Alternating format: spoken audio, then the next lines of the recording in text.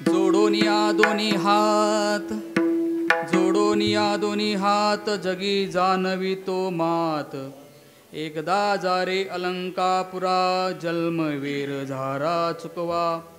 आवडी सांगा जीवीचे अर्थ, आवडी सांगा जीवीचे अर्थ. माऊली पुरविती जाणोनिया, ज्ञानराज माझी माऊली. एका जनार्दनाची सावली. एकदा जारे अलंकापुरा, जन्मवीर झारा चुकवा. समचरण सरोजम सांद्र नीलांबुदाभं, जगतनीतपानी मंडनं मंडनानां.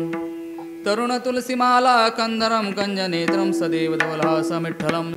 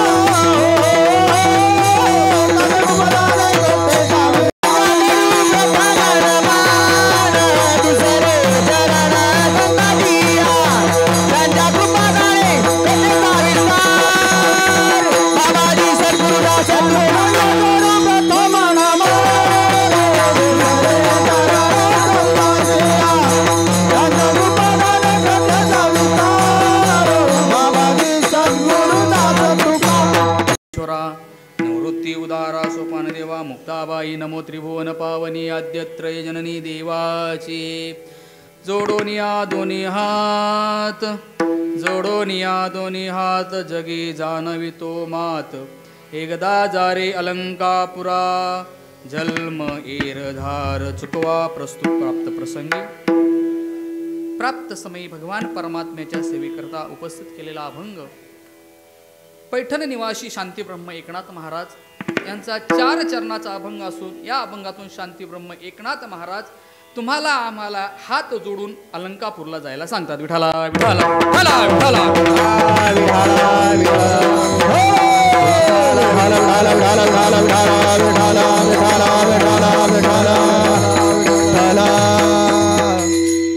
माऊलींचा 728वा समाधी सोहळा संपन्न होत असताना आपल्या श्री विश्वकर्मा पांचाळ सुतार संस्थेच्या वतीनं गेली अनेक वर्षापासून चालू असणारा नाम सप्ताह, ज्ञानेश्वरी पारायण आणि आजचा दिवस अत्यंत महत्त्वाचा एकादशीचा पर्व काळ, एक सामान्य काळ आणि एक विशेष काळ. आजचा हा विशेष काळ आहे, एकादशीचा पर्व काळ. आणि ह्या एकादशीच्या पर्व काळाची असणारी 6व्या दिवसाची कीर्तनरूपी सेवा संस्थेच्या माध्यमातून सर्वांच्या माध्यमातून माझ्याकडे आलेली आहे. आजच्या अभंगातून शांतीब्रह्म एकनाथ महाराज हात जोडून तुम्हाला आम्हाला विनवणी करतात. आजचा हा ज्ञानोबरायाचा सोहळा आहे. आजचं एकादशीच्या पर्व काळावर ज्ञानोबरायांचं वर्णन करायचं. अनेक संतांनी ज्ञानोबरायांचं वर्णन केलं. महाराजांनी रात्री अभंग घेतला, कृपाळू उदार माझा ज्ञानेश्वर, किंवा जनाबाई महाराज म्हणतात, विवेक सागरा ज्ञानाच्या सागरा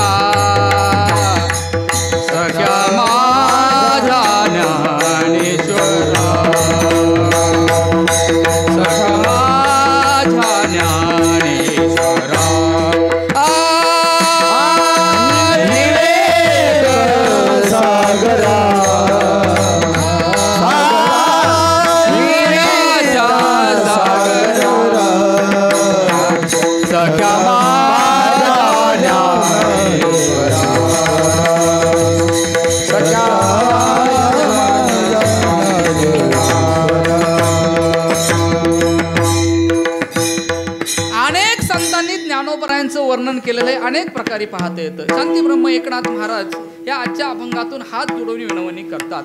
खरं तर शांतीब्रह्म एकनाथ महाराज आणि ज्ञानोबरायांचा अनन्य संबंध पाहायला मिळतो. शांतीब्रह्म एकनाथ महाराजांकडे जाण्याच्या पूर्वी भानुदास महाराजांचं चरित्र पाहणं अगत्याचं आहे. भानुदास महाराज, कारण भानुदासाचे कुळी महाविष्णूचा अवतार होता. पैठण या ठिकाणी भानुदास महाराजांचा जन्म झाला. कपड्याचा व्यवसाय करत असताना पंढरपूरची वारी करणं भानुदास महाराजा. वारी करता करता अनेक दिवस गेले आणि दिवस गेल्यानंतर योगायोग असा परचक्र आलं आणि परचक्रामध्ये पंढरपूरची पांडुरंगाची मूर्ती विजयनगरच्या राजाने घेऊन गेला. परचक्र आलं, त्या परचक्रामध्ये पांडुरंगाची मूर्ती त्या राजाने पाहिल्याच्या नंतर तो राजा मोहित झाला. त्याला दुसरं काही करूशीच वाटना. समोर पाहिल्याच्या नंतर पांडुरंगाची मूर्ती त्याला दिसायची आणि अशी ही मूर्ती पाहिल्यानंतर पांडुरंगाची त्याला काही कर्मेना 7-8 दिवसाचं अनुष्ठान केलं आणि अनुष्ठानाच्या नंतर तदनंतर पांडुरंग परमात्मा विचारतोय, राजा काय पाहिजे तुला? काय नाही म्हटले, पांडुरंगा मी तुम्हाला घेऊन जाणार आहे. म्हटले शक्य नाही ते, कारण मी पुंडलिकाला वर दिलेला आहे. शक्य नाही म्हटले, मी त्या शब्दात गुंतलेलो आहे.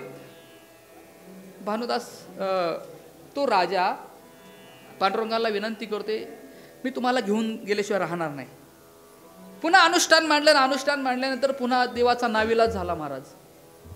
आणि नाविलाज झाल्यानंतर मी यायला तयार आहे, फक्त एक काम, एक नियम असा घालून दिला, मी येतो पण माझ्या भक्ताचा कोणाचा जर अपमान झाला तर मला सहन होणार नाही. पांडुरंगाची मूर्ती घेतली. त्या काळामध्ये बडवे उत्पात सगळे होते, प्रतिकार, कारण राजशक्तीच्या पुढं शक्ती चालत नाही. उत्पात होते त्या काळामध्ये, काही पर्याय नाही. ती मूर्ती घेऊन गेला. विजयनगरला मंदिर बांधलं, मंदिराची स्थापना केली. त्या पांडुरंगाच्या मूर्तीची स्थापना केल्यानंतर नित्य उपचार सुरू झाले. इकडे पंढरपूरची वारी आली. वारी आल्यानंतर भानुदास महाराज वारीला आले आणि वारीला आल्यानंतर त्यांनी पाहिलं का पांडुरंगाची मंदिरामध्ये आल्यानंतर पाहिलं पांडुरंगाची मूर्ती नाही. आणि मूर्ती नाही पाहिल्यानंतर इतिवृत्तांत विचारला. भानुदास महाराजांना इतिवृत्तांत सांगितला, अमुक अमुक विजयनगरचा राजा या ठिकाणी परचक्र आलं होतं, युद्ध करून ती मूर्ती घेऊन गेला. आणि मग तुम्ही प्रतिकार केला का नाही? म्हटले नाही, प्रतिकार केला नाही आम्ही, कारण युद्ध होतं, बरंच सैन्य होतं, अशा प्रकारे आम्ही प्रतिकार केला नाही. शेवटी भानुदास महाराजांना वाटलं का पांडुरंगाची मूर्ती जर इथे नसेल तर इथे येण्यात काय अर्थ आहे. आणि मग भानुदास महाराजांनी प्रतिज्ञा केली का मी स्वतः जाऊन ती मूर्ती घेऊन येतो. त्यांना कोणी सहकार्य करीना. त्या काळात एकटेच निघाले, पायी पायी पायी पायी पायी पायी कर्नाटकमध्ये विजयनगरला गेले. विजयनगरला गेल्यानंतर ज्या ठिकाणी मंदिर स्थापन केलं होतं त्या मंदिरामध्ये पांडुरंगाला ठेवलं होतं. त्या मंदिराच्या बाजूला सगळ्या बाजूने कडेकोट बंदोबस्त होता. संध्याकाळीच कुठेतरी कुलूप लावलं जायचं आणि 5 तास त्या ठिकाणी भक्तांना दर्शन दिलं जायचं. योगायोग असा भानुदास महाराजांनी रात्रीचे गेले, पाहता तर सगळ्या बाजूनी कड्या लावलेल्या आहेत, कुलूप लावलेले आहेत. त्या ठिकाणी सगळे पहारा देत आहेत. योगायोग असा भानुदास महाराजांनी एका कुलपाला हात लावलं, ते कुलूप निष्ठून पडलं. तीच वेळ सापडली, कडी उघडली, आतमध्ये गेले, पांडुरंगाचं दर्शन गेलं, आलिंगन घेतलं. अरे देवा, तू इतका आम्हाला पुंडलिकाला वर दिला आणि तू ह्यांच्या वाचनात अडकलाच कसा? अरे म्हटले भानुदास महाराज तुम्ही काही विचारू नका, म्हटले मला त्यांच्यापुढे नतमस्तक व्हावं लागलं आणि मग आता तुम्हीच काहीतरी करू शकता. पांडुरंग परमात्मा भानुदास महाराजांना म्हणतात. भानुदास महाराज म्हटले मी काय करू शकतो, मी आलोय तर खरं पण माझ्या डोक्यामध्ये काही असा विचार नाही. पण मात्र पांडुरंग परमात्मा म्हणतात भक्तांशिवाय मला करमत नाही, कारण ते भक्त पाहिल्याशिवाय मला त्या ठिकाणी काहीच करमत. वाट पाय उभा भेटीशी आवडी आणि कृपाळू तातडी उताविळ. कारण भक्तांची वाट पाहणारा एकमेव देव कोण आहे? पांडुरंग परमात्मा आहे. आणि मग अशी खंत व्यक्त केल्याच्या नंतर भानुदास महाराज, आता पहाटेची वेळ झाली आणि पहाटेची काकड्याचा समय झाला. तोपर्यंत भानुदास महाराज म्हटले मी काहीतरी करतो. तेवढ्यात एक उपचार असतो, एखादी व्यक्ती आपल्याकडे आल्यानंतर आपण तिचा आगत सत्कार करतो. पांडुरंगाचं प्रेम इतकं भानुदास महाराज होतं. हातातली गळ्यामध्ये असणारी पुष्पांची माला काढली आणि त्या मालेबरोबर स्फटिकाची, हिऱ्यांची माला सुद्धा महाराजांच्या भानुदास महाराजांच्या गळ्यामध्ये घातली. भानुदास महाराज आले, स्नानाला गेले. स्नानाला गेल्यानंतर योगायोग असा, इकडे पहाटेला 3 वाजता काकड्याची वेळ सुरू झाली, सगळे वारकरी आले. वारकरी आल्यानंतर पांडुरंगाच्या गळ्यातली माळ त्यांना दिसाना, चोरी झाली म्हणून सगळ्या ठिकाणी माणसं पाठवली. माणसं पाठवलं तर योगायोग भानुदास महाराज स्नान करत होते. स्नान करून नित्यनियम करत असताना त्यांच्या गळ्यामध्ये ती स्फटिकाची हिऱ्याची माळा दिसली. म्हटले चोर सापडला. भानुदास महाराजांना घेतलं आणि मग सुळाव देणार, सूळ बांधला आणि सुळाला देणार. राजा आला आणि सूळ देणार, तेवढ्या त्या असणाऱ्या सुळाला पालवी फुटली. महाराज जरे आकाश बरोबर गुपा आहे, त्रिगुण भंगा जाय. आणि अशा प्रकारे भानुदास महाराजांच्या मुखातून शब्द बाहेर पडले आणि पांडुरंग परमात्मा तिथे आला. तिथे बुक्का पडला त्या सुळापाशी आणि पांडुरंग परमात्मा त्या ठिकाणी अवतीर्ण झाले. त्या राजाला म्हटले, राजा तुझ्याकडून अपराध झाला, माझ्या भक्ताचा अपमान झाला, मी आता इथे थांबणार नाही. शेवटी राजाने सुद्धा मान्य केलं, दर्शन घेतलं आणि दर्शन घेतलं. पांडुरंग परमात्म्याला आज्ञा दिली, देवा तुम्ही जाऊ शकता. आता भानुदास महाराज ही 3.5 फुटाची पांडुरंगाची मूर्ती. भानुदास महाराज विचार करतात, मी एकटाच, माझं 40-50 किलो वजन असेल, पण 3.5 फुटाची मूर्ती मी नेऊ कशी? आणि पांडुरंगाला विनंती केली भानुदास महाराजांनी, देवा आता हे तुम्हाला न्यायचे, मी एकटाचे, माझ्याकडे काही शक्ती नाही, बल नाही, काही तुम्ही ताकद दिली नाही. मग पांडुरंगाने त्या ठिकाणी जाणलं आणि पांडुरंग एका सेकंदामध्ये हाताच्या तळहात्यावर जेवढी मूर्ती बसेल एवढी मूर्ती पांडुरंगाची झाली. महाराज भानुदास महाराज विजयनगरहून मुक्काम करता करता करता करता पंढरपूरला आले आणि पंढरपूरला ज्या दिवशी आले त्या दिवशी रथोत्सव साजरा केला. पांडुरंगाची मूर्तीची मिरवणूक काढली आणि मिरवणूक काढल्या तर ती आतापर्यंत परंपरा सुरू आहे. विठाला त्या दिवशी पंढरपूरमध्ये पांडुरंगाला घेऊन भानुदास महाराज आले. त्या दिवशी पंढरीतल्या सर्व वारकऱ्यांनी पांडुरंगाची मिरवणूक काढली. तो दिवस रथसप्तमीचा. उलट सांगू, ज्या दिवशी भानुदास महाराजांनी देह ठेवला ती रथसप्तमीच्या दिवशी. पंढरपूरला जर गेलो, पंढरपूरला गेल्यानंतर पांडुरंगाच्या दर्शनात जर गरुड खांबापासून तुम्ही पुढे गेलात का 1 नंबरची जी पादुका आहे ती भानुदास महाराजांची आहे आणि 2 नंबरच्या ज्या पादुका आहेत त्या संत तुकाराम महाराजांच्या. विठाला विठाला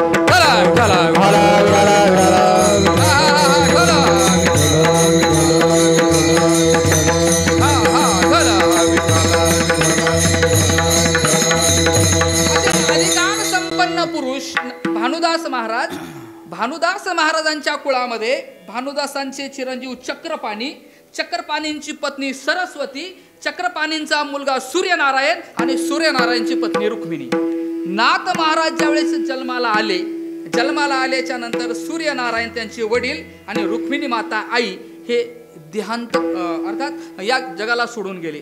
कारण नाथ महाराजांची कुंडली पाहिली का नाथ महाराज हे मूळ नक्षत्रावर जन्माला आलेले पाहायला मिळतात.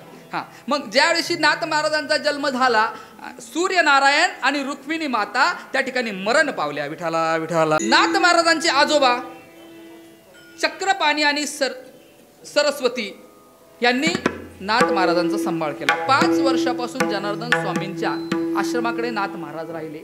गुरुग्रही राहिल्यामुळे त्या ठिकाणी जनार्दन संप्रदायाचा आणि त्यांचा अगदी जवळचा स्नेहाचा संबंध आहे. गुरु परंपरेचा विचार करत असताना दौलताबाद येथे महाराज राहिले.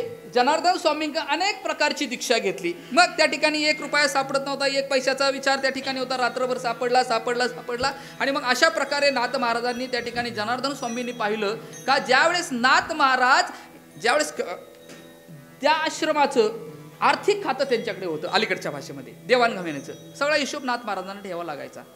1 पैशाचा हिशोब लागत नाही म्हणून नाथ महाराज संध्याकाळी 7 वाजता हिशोबाला बसले. संध्याकाळी 1 वाजता तो हिशोब लागला आणि मग सापडला म्हणून जोरदार वडू लागले आनंदाच्या भरामध्ये. जनार्दन स्वामींनी पाहिलं कोण सापडला म्हणून जनार्दन स्वामींनी जागा सोडली आणि नाथ महाराजांच्याकडे आल्यानंतर पाहिलं आता यांची अवस्था वेगळी झालेली आहे. म्हटले वेगळ्या अवस्थेवर गेलेले. दुसऱ्या दिवशी बरोबर मलंगाच्या रूपामध्ये दत्त भगवान परमात्म्याचं दर्शन दिलं आणि मग नाथ महाराजांना स्नात केलं, अर्थात गुरु दीक्षा दिली. विठाला विठाला विठाला विठाला विठाला विठाला विठाला विठाला.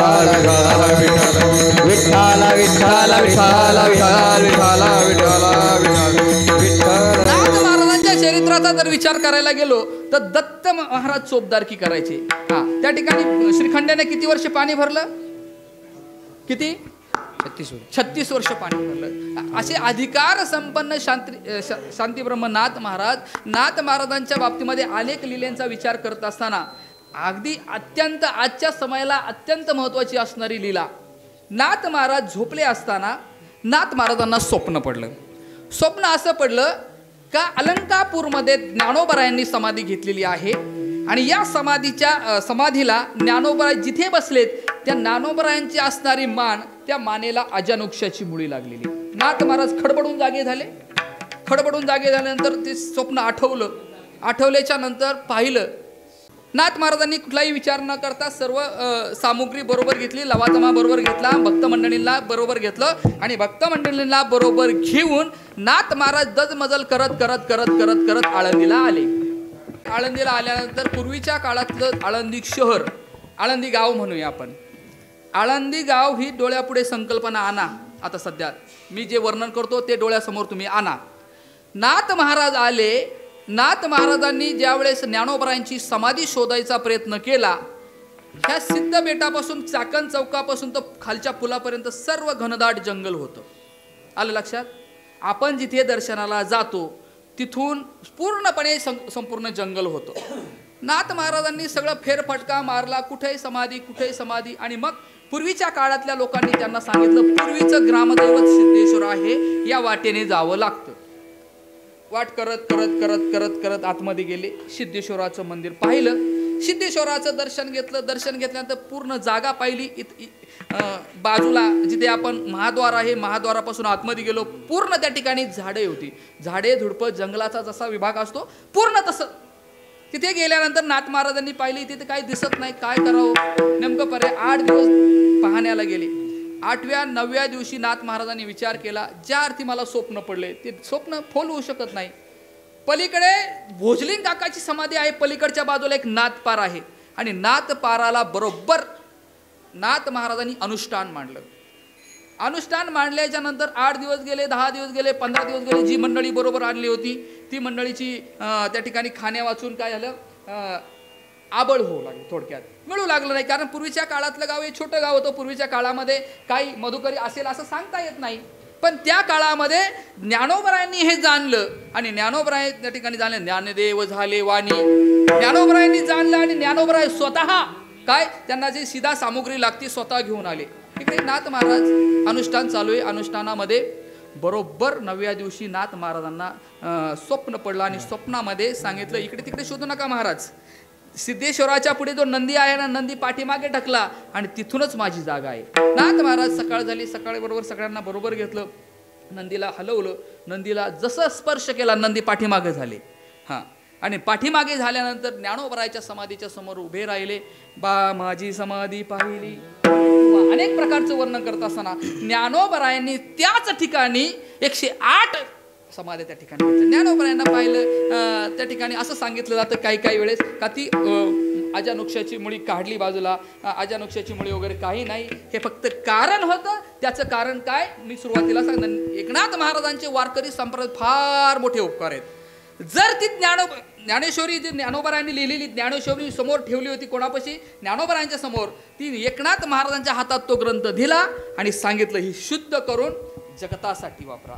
जर एकनाथ महाराज तिथं गेले नसते आणि जर एकनाथ महाराजांना स्वप्न पडलं नसतं, परिणामी ज्ञानेश्वरी आज जे संपूर्ण जग जे ज्ञानेश्वरीवर चालतं ते जग आज सैरावैरा धावलं असं. विठाला ज्ञानेश्वरी एकनाथ महाराजांच्या हातात दिली. हातात दिल्यानंतर ज्ञानेश्वर महाराजांना एकनाथ महाराजांनी जसं पाहिलं का त्या ठिकाणी ज्ञानेश्वर महाराजांचाच असणारा अवतार, भानुदासाचे कुळी महाविष्णूचा अवतार, प्रत्यक्ष महाविष्णूचा असणारा अवतार एकनाथ महाराज. जसं पाहिल्याच्या नंतर एकनाथ महाराज समाधानी झाले. ज्ञानेश्वरी घेतली आणि ज्ञानेश्वरी घेतल्यानंतर त्या शिळा लावली आणि मग पैठणला निघून गेले. पैठणला ती ज्ञानेश्वरी शुद्ध करण्याचं काम सुरू झालं. शुद्ध करता करता करता ती ज्ञानेश्वरी एकनाथ महाराजांनी वाचली. काय असणाऱ्या त्रुटी त्या ठिकाणी दुरुस्त केल्या आणि दुरुस्त केल्यानंतर काही साधक काही गावातले मंडळी आले आणि नाथ महाराजांना विचारत, का हो नाथ महाराज, बरेच दिवसापासून नाथ भागवताचं चिंतन नाही, काय नाही, तुम्ही असं काय काम करताय? असं काही सांगा ना आम्हाला काय काम करताय. आणि मग नाथ महाराज त्या ठिकाणी विविध प्रकारचं सांगतात, बोलतात. कारण नाथ महाराजांना ज्ञानेश्वर महाराजांचा अधिकार इतका मोठा वाटला. आणि मग बरंच दररोज लोक यायची विचारायला, काय चाललंय महाराज, नाथ महाराज सांगा ना काय चाललंय. आणि मग त्या ठिकाणी सांगितलं, इतकं पवित्र कार्य चाललंय, इतकं पवित्र कार्य चाललंय, माझी तुम्हाला हात जोडून विनंती आहे. अभंगाचं जोडोनी दोन्ही हात, जोडोनी दोन्ही हात, जोडोनी दोन्ही हात, जोडोनी दोन्ही हात, जोडोनी दोन्ही हात,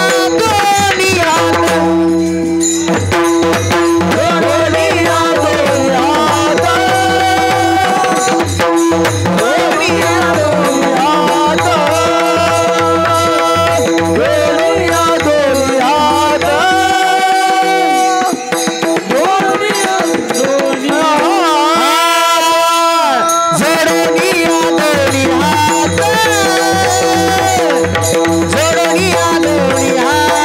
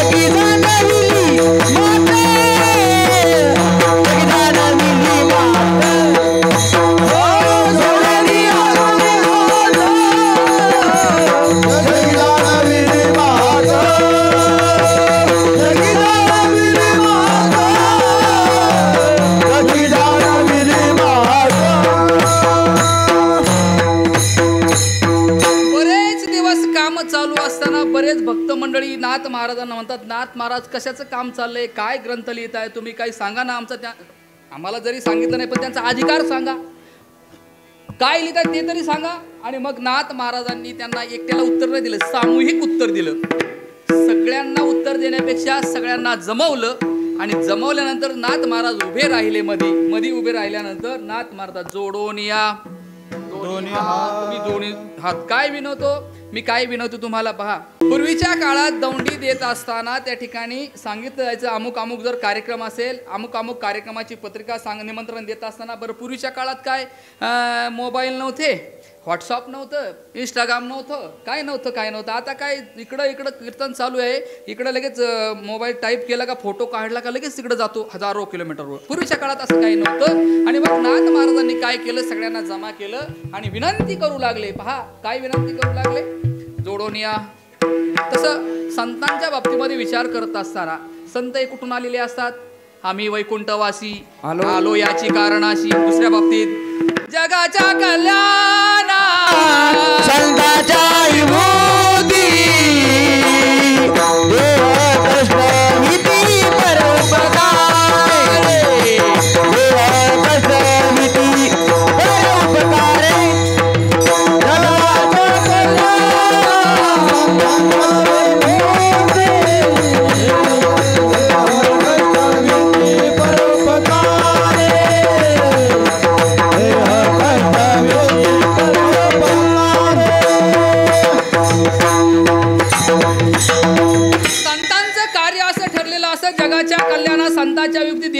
कष्टविधी परोपकारे सन्मार्गाला समाजाला लावण्याचं काम ते करतात. अशा प्रकारच्या नियमामध्ये बोलत असताना शांतीब्रह्म एकनाथ महाराज विनंती करतात आणि विनंती करता करता करता सांगतात मी दोन्ही हात जोडतो आणि कुठं जायला सांगतात. अभंगाचं दुसरं चरण. एकदा पुरा एकदा जा रे अलंकापुरा एकदा जा रे अलंकापुरा एकदा जा रे अलंकापुरा एकदा जा रे अलंकापुरा एकदा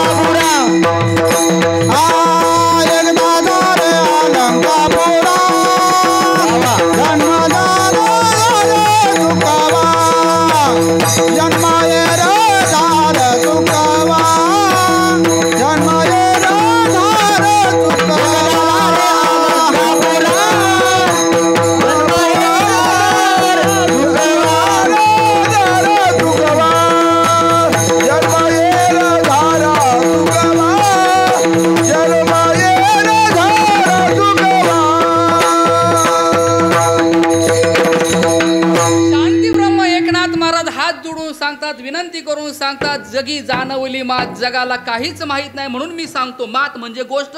ऐका मी काय गोष्ट सांगतोय हात जोडून तुम्हाला सांगतो. काय करा. एकदा जा रे अलंकापुरा. अलंकापूर म्हणजे आळंदी. ह्या आळंदीचा जर इतिहास पाहिला स्कंद पुराण सह्याद्री पुराण अनेक पुराणामध्ये वेगवेगळा उल्लेख आलेला आहे. कृत त्रेता द्वापार आणि कली. कृतयुगामध्ये ह्या आळंदीचं नाव आनंदवन होतं. लक्षात. कृतयुगामध्ये आनंदवन नाव होतं. त्रेतायुगामध्ये वारण नाव होतं. वारण. नंतर द्वापार युगामध्ये कपिल नाव होतं आणि कलियुगामध्ये अलका नाव होतं. अलकावती अलकापूर किंवा अलंकापूर आणि त्याची आता आळंदी झालेली. शाही युगाचा विचार केला तर या अलंकापूर क्षेत्रामध्ये हे इतकं मोठं क्षेत्र आहे. याची ग्रामदेवता भगवान सिद्धेश्वर आहे. अलंकापुरी हे शिवपीठ. शिवपीठही म्हणतात आणि संतपीठही म्हणतात. पा देव म्हणती रुक्मिणी हा जर अभंग संपूर्ण पाहिला त्यामध्ये संपूर्ण या ठिकाणी याचं वर्णन आले अलंकापुराचे. पूर्वी येथे होते निळकंठ ब्रह्माद्वी तपवरिष्ठ येथे शिकेले किंवा येथे त्रिवेणी गुप्त असे भैरवापासून भागीरथी नसे पूर्ववटी जे माया दिसते प्रत्यक्ष जाना पार्वती. इंद्रायणीला भागीरथी म्हटले. कुबेर गंगा असं सांगितलं गेलं.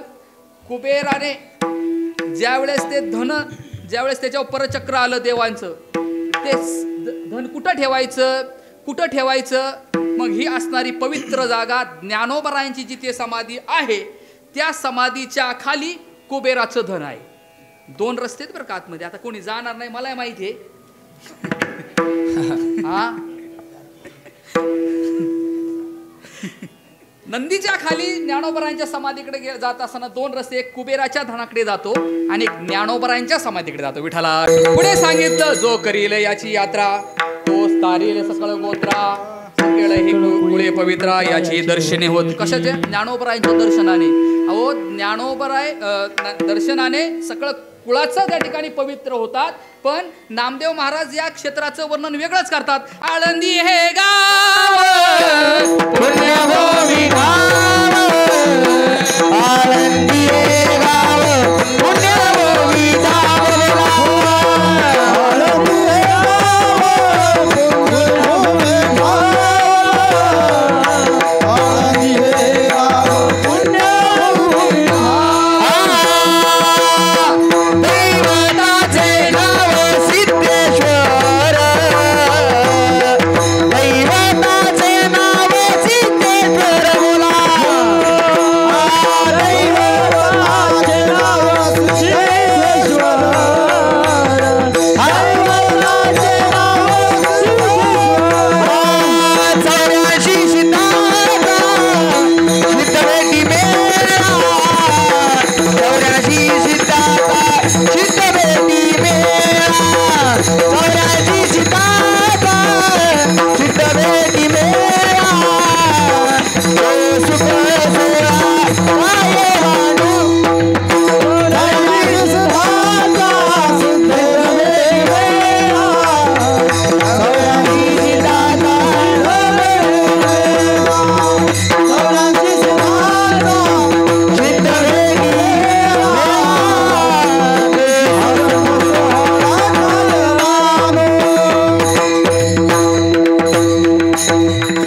नामदेव महाराज वर्णन करतात. आता आपण कुठे बसलो? आपण कोणत्या एरियात बसलोय? गोपाळ धर्मशाळा नाही, जागेच्या हिशोबाने आपण कुठे बसलो? आपण गोपाळपुऱ्यामध्ये बसलो. म्हणजे गोपाळपुरा आणि सिद्धबेट किती आहे? सिद्धबेट किती आहे? अहो ज्ञानोबराय चारी भावंड या परिसरामध्ये खेळली बागडली, त्यांचा वाद झाला. त्या पवित्र अशा जागेमध्ये आपण बसलेलो आहे. आणि त्या सिद्धांचा 84 सिद्धांचा सिद्धबेटी मेळा, अर्थात तिथे सगळा सिद्धबेटांचा मेळा आहे. मग ते कोणते सिद्ध काय ते शास्त्रीजी सांगतील तुम्हाला. आता अलंकापुरीला जायला सांगितलं नाथ महाराजांनी, पण त्याचा फायदा असा सांगितला, जन्म एरधार चुकवा. एकदा अलंकापूरला यायला सांगितलं. किती? ऐका, आता थोडं वेगळ्या दृष्टिकोनातून चिंतन करू. एकदा जायला सांगितलं. आपण किती वेळा येतो? आमचे टकले साहेब तर दररोज येतात. अध्यक्ष येत असताना त्या ठिकाणी एकदा यायला सांगितलं. नाथ महाराजांची भाषा एकदा येणं आहे. म्हणजे एकदा आल्यानंतर जन्म मृत्यू राहाडगाजगातून तुमची मुक्तता होईल. कधी? अलंकापूरमध्ये आल्याच्या नंतर ज्ञानोबरायांचं दर्शन घेतलं का तुम्ही एकदा या तीर्थक्षेत्रात आला का जन्म मृत्यू रूपी राहाडगाडगात अडकलेले तुम्ही, आणि त्या असणाऱ्या येरझाऱ्यापासून तुम्ही काय त्या येरझाऱ्या तुम्हाला चुकवता येतील. जाणार नाही असं सांगितलं नाही बरं का, चुकवतील. तुम्ही आळंदीला आल्यानंतर तुम्ही जन्म मृत्यूच्या राहाडगाडगातून चुकून जाल अर्थात.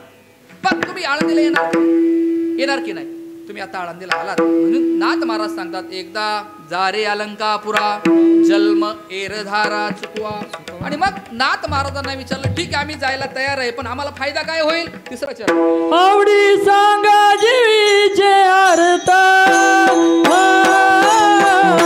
आवडी सांगा जीवीचे अर्थ, हो हो हो, आवडी सांगा जीवीचे अर्थ, आवडी सांगा जीवीचे अर्थ, आवडी सांगा जीवीचे अर्थ, आवडी सांगा जीवीचे अर्थ, आवडी सांगा जीवीचे अर्थ,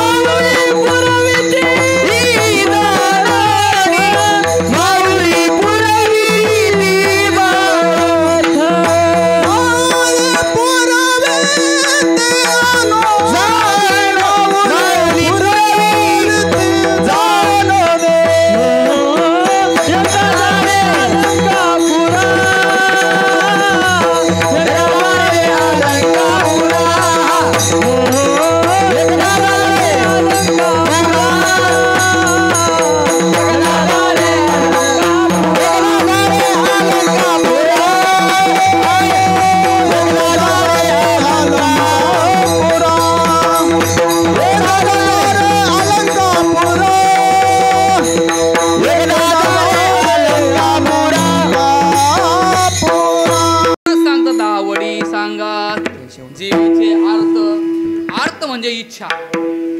आवडी सांगा जीवीचे अर्थ, म्हणजे जे तुम्हाला आवडतंय ती इच्छा ज्ञानोबाराकडे प्रगट करा. आता माणसांचा विचार करत असताना प्रत्येकाची आवड भिन्न भिन्न आहे की नाही. प्रत्येकाला असं वाटतं, वेगवेगळं वाटतं प्रत्येकाला, असं व्हावं तसं व्हावं, असं व्हावं तसं व्हावं, भिन्न भिन्न आवड आहे. पण ज्ञानोबरायाची आवड वेगळी महाराज. पंढरपुराने माझ्या जीवेची आवडी, पंढरपुराने नगुडी. ज्ञानोबरायाची आवड काय? माझे जीवीची आवडी पंढरपुराने नगुडी. पण आपल्या आवडीचा विचार करत असताना आपण अलंकापूरला आलोच, आळंदीला आलोच. आल्याच्या नंतर ज्ञानोबरायाचं दर्शन घेत असताना एकनाथ महाराज सांगतात, आवडी सांगा, तुमची आवड सांगा जीवीची. अत्यंत महत्वाची. तुम्हाला मनापासून वाटतं हे असं व्हावं तसं व्हावं, असं व्हावं तसं व्हावं. पण ज्ञानोबरायांचा अर्थ म्हणजे इच्छा. दोन प्रकारच्या इच्छा आहेत, एक पारमार्थिक इच्छा आणि एक सांसारिक इच्छा. सांसारिक इच्छा वस्तू मिळाली का इच्छा वाढते, पारमार्थिक इच्छा प्राप्त झाली का इच्छा संपते महाराज. पारमार्थिक इच्छा अशी आहे, वस्तू प्राप्त झाली का इच्छा संपते, आणि व्यवहारामध्ये इच्छा निर्माण झाली का इच्छा वाढते महाराज. एखादी वस्तू प्राप्त झाली इच्छा. एखाद्या, मी काय सांगत असतो, एका जणाला पुतळा सापडला आणि त्यांनी तो टेबलावर ठेवला. सगळ्या गावचे लोक पाहायला यायचे, पुतळा चांगला आहे, सोन्याचा आहे, चांगला आहे, भरपूर पैसे होतील, असं सर्व वर्णन करायचे. शेजारीच हा हात बांधून उभा राहिला होता, चेहरा पडलेला. त्याला एकाने विचारलं, हो तुम्हाला एवढा सोन्याचा पुतळा सापडला, तुमच्या चेहऱ्यावर आनंद नाही, समाधान नाही, काय नाही. तो म्हटला, तुम्ही पुतळा पाहिला? ज्याला पुतळा सापडला तो बोलला, तुम्ही पुतळा पाहिला? हो. चांगला आहे म्हटले, सोन्याचा आहे. नाही तुम्ही खाली पाहिलं का? खाली. हो. नाही म्हटले, खाली नाही पाहिलं. खाली असं लिहिलं होतं, हा सोन्याचा 49वा पुतळा. मी विचार करतोय बाकीचे 48 कुठं गेले. संसारातली वस्तू प्राप्त झाली का इच्छा वाढते, परमार्थातली वस्तू प्राप्त झाली का इच्छा संपते. कृतकृत्य झालो, इच्छा केली ते पावलो, इच्छा केली ते पावलो, इच्छा केली ते पावलो. कृतकृत्य झालो, इच्छा केली ते पावलो, इच्छा केली ते पावलो, इच्छा केली ते. सूरदासांना विचारलं भगवान परमात्म्याने, सूरदास काहीतरी मागा. सूरदास म्हणायचे, देवा नको, तू आहे ना बरोबर, नको काही. सूरदासजी, देव म्हटले, सूरदासजी काहीतरी मागा ना, अहो कमीत कमी मला तरी पहा. मग सूरदासजी म्हटले, देवा काय द्यायचे तुला, दे. डोळे द्यायचे, दे. डोळे दिले. डोळ्यानंतर सूरदासांना डोळे आले. भगवान परमात्म्याला पायाच्या नखापासून तर केसाच्या डोक्यापर्यंत पाहिलं. आणि मग सूरदास बोलू लागले, देवा मला काहीतरी मागायचे तुमच्याकडं, देवा मला काहीतरी मागायचे. ते विचार करतात आंधळ होतो तोपर्यंत काय मागत नव्हतं. डोळे दिल्यावर मागायला सुरुवात केली कोणी, सूरदासांनी. आणि मग सूरदासांना विचारलं, का हो भगवान परमात्मा, सूरदासजी काय मागायचे तुम्हाला? काय नाही देवा, हे दिलेले डोळे परत घे. ज्याला पाहायचं होतं त्याला पाहून झालंय, आता काय कोणाला पाहायची इच्छा नाही. परमार्थातली इच्छा आहे, परमार्थातली. शबरी माता, प्रभू रामचंद्र भेटल्यानंतर शबरी माता अग्निकुंडात उडी मारायला गेली. आणि उडी मारत असताना प्रभू रामचंद्र शेजारी होते. प्रभू रामचंद्राने हात धरला. शबरी काय? म्हटले, काय नाही देवा, ज्यांच्यासाठी इतके दिवस थांबले, रात्र दिवस केला, साधना केली, आणि ज्यांना पाहायचं होतं त्यांना पाहून झालं, आता जगण्यात काहीच अर्थ नाही. पारमार्थिक इच्छा. पंचदशीमध्ये सांगू का, धन्यहम कर्तव्य विद्यते किंचित, धन्यहम प्राप्त सर्व बद्य संपन्नम. माझ्या ठिकाणी असणारं कर्तव्य, मला जे प्राप्त करायचंय ते प्राप्त झालं. प्राप्त झाल्यामुळं माझ्या ठिकाणी असणारं कर्तव्य आता काहीच शिल्लक राहिलं नाही. कृत झालो आणि इच्छा केली ते पावलं. याला अनुसरून दृष्टांत. वारकरी संप्रदायाचे प्रवर्तक ज्यांनी ज्ञानोबराय आणि तुकाराम महाराजांची पालखी सोहळा, बंद पडलेला पालखी सोहळा सुरू केला. माऊली पूर्वी ती जाणोनी, एखाद्या अंतकरणामध्ये इच्छा निर्माण झाली, ती माऊली कशी पूर्ण करतात ऐका. आपण ज्ञानोबरायांचं दर्शन घ्यायला गेलो का पहिली पायरी लागती, तिला काय म्हणतात, हैबत बाबांची पायरी. ग्वाल्हेर घराण्यामध्ये शिंद्यांच्या पदरी हैबत बाबा काम करायचे. आणि हैबत बाबा म्हटले, आता बरेच दिवस काम करून झाले, आता पैसा पाणी मिळालाय, आता आपण गावाकडे जाऊ. आणि गावाकडे निघत असताना योगायोग असा डोंगरदऱ्यामध्ये आले आणि त्या डोंगरदऱ्यामध्ये चोरांनी लुटलं. त्यावेळेस रामोशांनी अनेक म्हणजे लुटल्यानंतर ही सगळी मंडळी जेर बंद केली. लहानपणापासून ज्ञानोबराय आदी संतांची कीर्ती हैबत बाबांनी ऐकली. लहानपणापासून त्यांच्यावर संतांचे संस्कार होते. रात्र झाली, रात्रनंतर गुहेमध्ये ह्या सगळ्यांना ठेवलं. हैबत बाबा विचार करतात आता कसं सुटका होणार, कशी सुटका होणार. पण नामस्मरण ऐकलेलं होतं. ज्ञानोबरायांना प्रार्थना केली अंतःकरणामध्ये, माऊली ह्यामधून सोडवा, माऊली सोडवा, माऊली सोडवा, माऊली सोडवा. अंतःकरणामध्ये इच्छा निर्माण झाली, माऊली सोडवा, माऊली सोडवा. योगायोग असा ज्या असणाऱ्या त्या चोरांनी पकडलं होतं त्या टोळीनी, त्या मुख्य नायक असणाऱ्या टोळाची पत्नी गरोदर होती. आणि योगायोग असा त्या रात्री त्यांना तिथे डांबल्यानंतर सकाळी बरोबर त्याला मुलगा झाला. त्याला आनंद झाला आणि आनंदाच्या भरात तो सकाळी आला आणि या सगळ्यांची सुटका केली. आणि मग हैबत बाबांनी विचार केला, उरले ते तुम्हा हरी समर्पण. म्हटले आता घरी जायचं नाही, सगळ्यांना घरी पाठवून दिलं. हैबत बाबा त्याच पावली आळंदीला आले. अंतःकरणातली इच्छा हैबत बाबांची माऊलींनी काय केली, जाणली. आणि जाणल्यानंतर हैबत बाबा इथे आल्यानंतर सिद्धबेटात राहू लागले. मग त्या ठिकाणी सिद्धबेटात इंद्रायणीला पूर आल्यानंतर त्यांची काही व्यवस्था होईना. गावकऱ्यांच्या स्वप्नात ज्ञानेश्वर महाराज गेले आणि गावकऱ्यांना सांगितलं तो महात्मा तिथे अडकलेला आहे.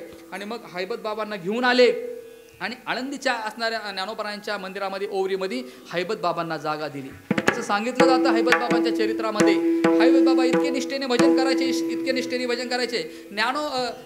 हैबत बाबा भजन करायला लागले का ज्ञानोबरायांची समाधी डोलायची महाराज. इतके वरिष्ठ अधिकार संपन्न असणारे हैबत बाबा. आणि हैबत बाबाची इच्छा कोणी पूर्ण केली, ज्ञानोबरायांनी पूर्ण. विठाला थोडं अलीकडच्या क्षेत्रातलं सांगतो. वारी भरते. वारीचा उत्सव किती दिवस होतो, 8-10 दिवस उत्सव होतो. ह्या इंद्रायणीच्या अलीकडं सगळे वारकरी संप्रदायाचे कार्यक्रम असतात, बरोबर महाराज. आणि पुलाच्या जर पलीकडे गेले का हा जो स्वर आहे ना तो डबल स्वरामध्ये ऐकू येतो. कळलं का? सगळे नारंगावची मंडळी तिकडे असतात इंद्रायणीच्या पलीकडं. आलं ना लक्षात? हां. पण त्या काळामध्ये प्रख्यात तमाशा कलावंत म्हातारबाबा नारंगावकर. म्हातारबाबा काय करायचे, कार्यक्रम सुरू करताना ज्यावेळेस नारळ वाढवायचा आहे, फोडायचा आहे, त्यापूर्वी ज्ञानोबरायाचं दर्शन घेण्यासाठी यायचे इथं महाराज. सगळी तयारी झाली. म्हातारबाबा इथे आले, माऊलींच्या मंदिरात दर्शन घेतलं समाधीचं. आणि समाधीचं दर्शन घेतल्यानंतर दरवाजातच सद्गुरू जोग महाराजांची भेट झाली. आणि जोग महाराजांची भेट झाल्यानंतर म्हातारबाबांनी जोग महाराजांचं दर्शन घेतलं. जोग महाराज म्हटले, आज नारंगावचे वारकरी महाराज या ठिकाणी दर्शनाला आलेले आहेत. महाराज हा शब्द म्हातारबाबा लागला. महाराज तमाशा कलावंताना महाराज, कारण महाराज दोनच आहेत, ज्ञानियांचा राजा गुरु महाराव किंवा दुसरा महाराज हा जन्मला मृत्यूलोकी. तो म्हटलं महाराज दोनच मला मिळतात. पण सद्गुरू जोग महाराजांच्या मुखातून शब्द आला, मला महाराज म्हटले. अंतःकरणामध्ये तो शब्द लागला. कार्यक्रमाला गेले, कार्यक्रमात काही लक्ष लागना, सगळं सोडून दिलं महाराज. ज्ञानोबरायाची सेवा करू लागले. आणि ज्या सिद्धेश्वराच्या बाजूने आपण अजानुक्षाच्या मधून गावकऱ्यांची लाईन आहे ना, तिथे गेल्यानंतर त्या म्हातारबाबाची समाधी तिथे पाहायला मिळते आपल्याला. ज्ञानोबरायांची तमाशा कलावंत असणारे म्हातारबाबा नारंगावकर, अशा तमाशा कलावंतांना ज्ञानोबरायांनी आपल्या जवळ घेतलं. विठाला हे जरी कळालं नाही तर अत्यंत महत्वाचं जवळचं सांगतो. संत बंधू सुतार समाजातील संत जळोजी महाराज ज्या वेळेस गंगू काका शिरवळ फडाकचं कीर्तन ऐकलं आणि कीर्तन ऐकल्याच्या नंतर जळोजी महाराज मळोजीला म्हणतात, कीर्तनातला विषय असा होता, जो माणूस आळंदीला जात नाही आणि ज्ञानोबरायाचं दर्शन घेत नाही त्याचं मुख सुद्धा पाहू नये. अंतःकरणामध्ये उद्विग्न निर्माण झाल्यानंतर जळोजी महाराज मळोजीला म्हणतात, दादा असं आज कीर्तनात विषय ऐकला, मी उद्विग्न झालेलो आहे, काय करायचं नेमकं. अंतःकरणामध्ये विषय 1 रात्र गेली, 2 रात्र गेली आणि अंतःकरणामध्ये एक दिवशी ज्ञानोबराय आम्ही कसा निमित्त राहिलो, इतकी साधना करत असताना आम्हाला का परावृत्त ठेवलं. कारण त्यांनी क्षेत्र संन्यास घेतला होता. जायचं कसं. क्षेत्र संन्यास या शब्दाचा अर्थ होतो त्या सीमेच्या मर्यादेच्या पुढे जायचं नाही. आळंदीमध्ये क्षेत्र संन्यास घेतला, आळंदीची सीमा ओलांडायची नाही. आणि मग जळोजी मळोजी महाराज अंतःकरणामध्ये उद्विग्न झाले, विचार करतात कसं जायचं. पण ज्ञानोबराकडे जायचं म्हटले दर्शनाला. आळंदीचं दर्शन घ्यायचं, ज्ञानोबराचं दर्शन घ्यायचं. सगळ्या फडकऱ्यांना जमा केलं आणि जमा केल्याच्या नंतर सगळ्यांना सांगितले, पहा आम्ही आळंदीला दर्शनाला जाणार आहोत. सगळे मंडळी अवाक झाले, कसे जाणार तुम्ही, कसे जाणार सांगा. म्हटले आमच्या देहातून आमचे आत्मे ज्ञानोबरायांचं दर्शन घेण्यासाठी जाणार आहेत. आमचे शरीर खाली पडले, आम्ही ज्यावेळेस आळंदीला जाऊ ज्ञानोबरायाचं दर्शन घेऊ त्यावेळेस आमच्या शरीराचा कंप सुटेल, दहा सुटेल, त्यावेळेस तुम्ही समजायचं का आम्ही ज्ञानोबरायाचं दर्शन घेतलंय. कोण सांगितले. क्षणात शरीर पडले. जळोजी मळोजी महाराज आळंदीला आले, दर्शन घेतलं. दर्शन घेत असताना त्यांनी नियम सांगितला, कदाचित जर आम्ही आमच्या शरीरामध्ये आलो नाही तर आमचा शेवट करा म्हटले. शरीर पडली. जळोजी मळोजी महाराज आळंदीला आले, दर्शन घेतलं आणि दर्शन घेतल्यानंतर अलंकापूर नगरी पाहिली, सिद्धेश्वराचं दर्शन घेतलं, ज्ञानोबरायाचं दर्शन घेतलं आणि पुन्हा पंढरपूरला गेले आणि पंढरपूरला जसे झोपतून उठतो तसे ते उठून बसले. पुंडलिक पंढरीनाथ भगवान की जय, ज्ञानेश्वर महाराज की जय. संतांच्या मनातली इच्छा ज्ञानोबरायांनी जरी क्षेत्र त्या दोन्ही संत बंधूंनी जरी क्षेत्र संन्यास घेतला असला तरी त्या ज्ञानोबरायांनी त्यांची इच्छा पूर्ण केली. महाराज आवडी सांगा जीवीचे अर्थ, माऊली पूर्वी ती जाणोनी. पण अशा प्रकारचे ज्ञानराज ही माझी माऊली आहे आणि ती माझ्या पाठीमागे सावलीप्रमाणे राहते. हेच महाराज शेवटच्या जन्मात. ज्ञानराज माझी माऊली, ज्ञानराज माझी माऊली, माझी माऊली,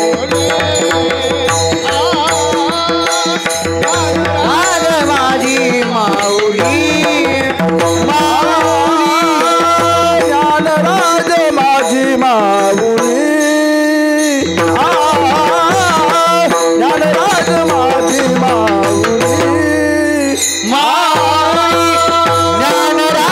माझी माऊली,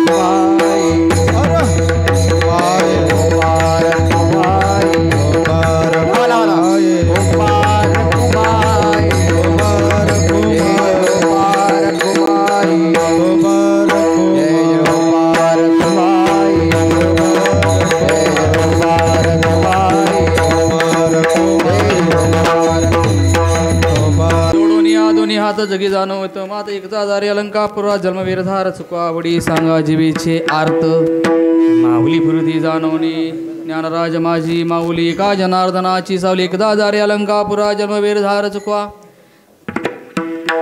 ज्ञानेश्वर महाराजांच्या समाधी सोहळ्याच्या निमित्तानं 728वा समाधी सोहळा आणि या संबंधाने या ठिकाणी अखंड हरिनाम सप्ताहातील ही 6व्या दिवसाची कीर्तनरूपी सेवा संस्थेच्या वतीनं सर्वांच्या वतीनं माझ्याकडे आलेली आहे. खरं तर या कीर्तनासाठी जे 8 दिवस व्यासपीठ सांभाळतात हरिभक्तीपरायण गुरुवर्य सुधाकर मुळे शास्त्रीजी या ठिकाणी उपस्थित आहेत. विशेष करून आज या कार्यक्रमासाठी ज्यांची रात्री सेवा झाली हरिभक्तीपरायण मोहन महाराज महामुनी, त्याचप्रमाणे हरिभक्तीपरायण भिकू महाराज आनंदराव, हरिभक्तीपरायण आनंद महाराज, भरत महाराज आनंद सर, ही सगळी मंडळी या ठिकाणी उपस्थित आहेत. वारकरी महिला वर्ग पुरुष वर्ग विशेष करून आमचे सर्व विद्यार्थी राम महाराज आहेत, धांगड महाराज आहेत, मनसुख महाराज, त्याचप्रमाणे या ठिकाणी उपस्थित आहे हरिभक्तीपरायण निवृत्ती महाराज ताजने, हरिभक्तीपरायण किसनदादा कृष्णा महाराज बारोकर, अगदी सर्व मंडळी या ठिकाणी उपस्थित. अगदी कोणाचं नाव उल्लेख न घेता विशेष करून या ठिकाणी आळेफाट्यावरून आपले ज्येष्ठ नागरिक, त्याला आपण आमदार साहेब म्हणतो, पंशीदादा या ठिकाणी कीर्तनासाठी उपस्थित आहेत. अगदी सर्व ते आले म्हणजे सगळे आले. संस्थेचे सर्व पदाधिकारी आबा आहेत, अण्णा, ही ज्येष्ठ मंडळी यांचं नाव घेतो आणि कोणाचं नाव राहिलं असं दिलगिरी व्यक्त करतो या ठिकाणी. मृदंगाचार्य आमच्या संस्थेचे विद्यार्थी कावळे महाराज या ठिकाणी जोरदार टाळ्या वाजवा त्यांच्यासाठी. झालेली सेवा या ठिकाणी अगदी सर्वांचे मी आभार मानतो. सर्वांना या ठिकाणी जाता जाता लागून या पाया विनंती तुम्हाला सर्वांनी एक राहा, एका आईची लेकरं म्हणून राहा. पूर्वीच्या काळामध्ये आमच्या गावात एक माणूस असायचा बरं का, तो जुना माणूस असायचा, तो म्हणायचा एका आईची लेकरं व्हा, म्हणजे एक राहा, एका आईची एक लेकरं व्हा आणि एका विचाराने राहा. मला बास काही याच्या पलीकडे सांगायचं नाही. जाता जाता या वाक्यातून तुम्हाला काही बरेच मिळेल. प्रभू विश्वकर्माचरणी एवढीच प्रार्थना, झालेली परिस्थिती सुव्यवस्था आपण सर्वांनी इथे आणावी अशी तुम्हाला मी विनंती करतो, प्रार्थना करतो आणि तुमच्यासाठी नतमस्तक होतो. ज्या संतांनी मार्ग दाखवला, संतांनी ज्ञानेश्वर माऊली, ज्ञानराज माऊली, विठ्ठल जय जय